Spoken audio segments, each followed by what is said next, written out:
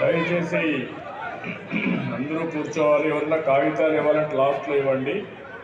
Occasion కూడా అర్థం చేసుకోవాలి. తెలుగుదేశం పార్టీ కార్యకర్తలు వచ్చి ఒక పవిత్రమైన సంఘటన జరిగినప్పుడు మీ ఒక్క వ్యక్తి కోసం ఆ పిటిషన్ ఇవ్వాలని నేను ఎప్పుడు తీసుకుంటున్నా, మీరు రండి, తీసుకుంటాం.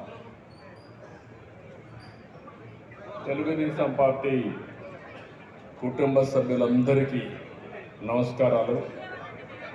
ఈవేళ శ్రీ నందమూరి తారక రామారావు గారి వర్ధంతి. ఎన్టీఆర్ మనందరికీ దూరమై 30 ఏళ్ళు అవుతున్నా తెలుగు జాతి గుండెల్లో శాశ్వతంగా ఉండే ఏకైక నాయకుడు నందమూరి తారక రామారావు గారు. తెలుగు జాతి ఖ్యాతిని ఎవరెస్ట్ అంత ఎత్తుకు తీసుకెళ్లిన యుగ పురుషుడు, మనందరికీ ఆరాధ్య దైవం ఎన్టీఆర్. ఇప్పుడే ఏమీ చూశారు, ప్రపంచంలో ఎక్కడా జరగలేదు.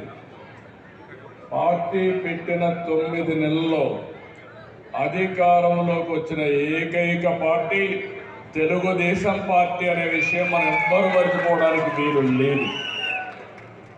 ఒక చరిత్ర సృష్టించిన వ్యక్తి, దేశంలోనే సుపరిపాలనకు అర్థం చెప్పిన వ్యక్తి శ్రీ ఎన్టీఆర్.